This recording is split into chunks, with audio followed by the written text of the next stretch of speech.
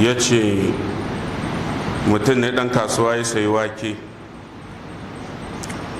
wake ko shinkafa a lokacin da suke araha ya ɓoye, idan sun yi tsada sai ya fitar ya rika sayarwa.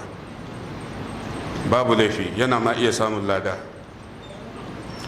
idan ya kyautata niyyarsa.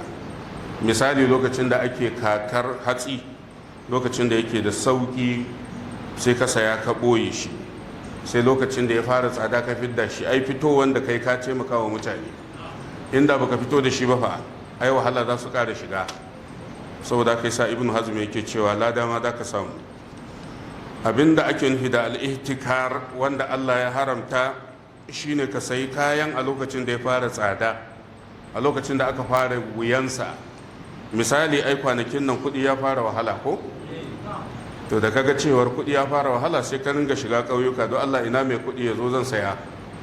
Wannan abin da kake haramun ne, saboda za ka saya ka zo ka ɓoye don ya ƙara tsada, sannan ka fitar da shi ka ci riba.